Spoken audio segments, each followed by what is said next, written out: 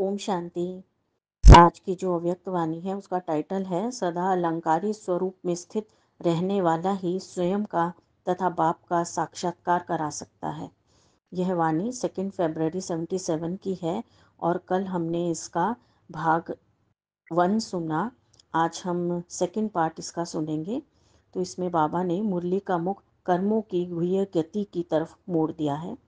तो बाबा कह रहे हैं कि जितना हम अपने जीवन में नवीनता लाएंगे उतना ही नई दुनिया में भी सुंदर व संपन्न राज्य भाग्य मिलेगा। उसके लिए बाबा श्रेष्ठ कर्म द्वारा स्वयं की तकदीर की लकीर खींचने का महत्व बता रहे हैं। वह है हद की हस्त रेखाएं और ये हैं कर्म की रेखाएं।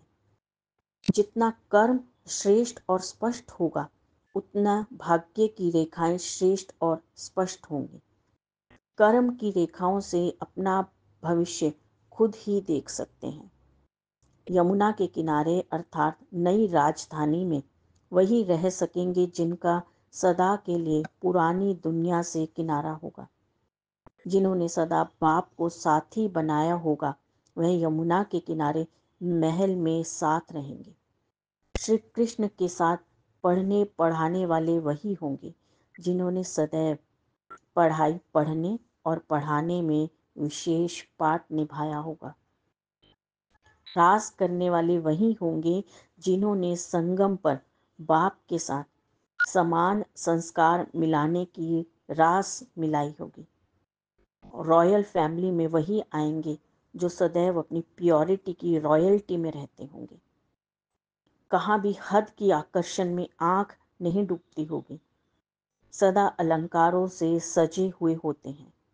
सदा श्रृंगारे हुए मूर्ति ऐसी रॉयल्टी वाले रॉयल फैमिली में आएंगे। वारिस अर्थात अधिकारी वही बनेंगे जो यहाँ सदा अधिकारी स्टेज पर रहते, कभी भी माया के अधीन नहीं होते।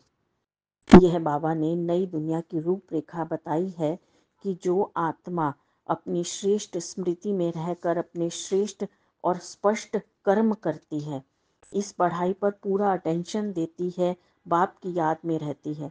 क्योंकि संगम पर है ही विशेष बात कि पढ़ाई पर अटेंशन देना और बाप की याद में रहना। जो आत्मा इन बातों पर पूरा ध्यान देती है वही नई दुनिया में अपना राज्य भाग्य प्राप्त करेगी और बाप के साथ वन वन की दुनिया में आएगी और उनके साथ ही पूरा पाठ बजाएगी।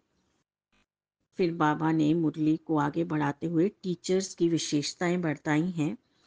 टीचर्स अर्थात बाप समान शिक्षक भी और सेवक भी।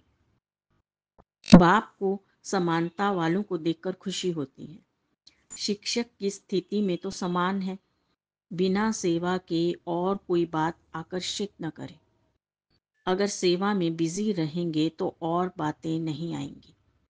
जैसे खाली या पुराने घर में बिच्छू टंडन आ जाते हैं, वैसे ही खाली बुद्धि में व्यर्थ संकल्प रूपी बिच्छू टंडन पैदा हो जाते हैं।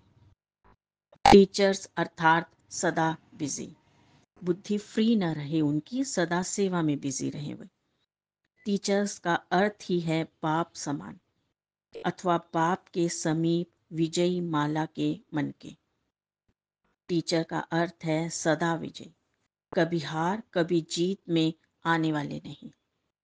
टीचर अर्थात सदा तिलकधारी, सदा सौभाग्यवती सुहागवती, अर्थात कि आत्मा की स्मृति का तिलक सदैव उनके मस्तक पर चमकता रहे। बाबा कहते टीचर्स का स्थान सदा बाप के दिल तख्त पर है। उनका संसार एक बाप ही है। सर्व संबंध सिर्फ एक से। यदि एक भी संबंध की प्राप्ति बाप से न होगी तो बुद्धि दूसरे तरफ जरूर जाएगी। बाबा टीचर्स को सदा अलंकारी स्वरूप में देखना चाहते हैं क्योंकि वे औरों को सैल्वेशन देने वाली हैं, न कि लेने वाली। तो बाबा ने इस वाणी में यह बताया कि कैसे आत्मा अपने अलंकारी स्वरूप में उनकी अपने अलंकारों की स्मृति में रहकर समर्थी में आ जाती है। तो हमें भी बाबा की इस वाणी को को सार में यदि कहें तो इस वाणी की उसमें आते हुए हमें सदा अलंकारी स्वरूप में स्थित रहना है।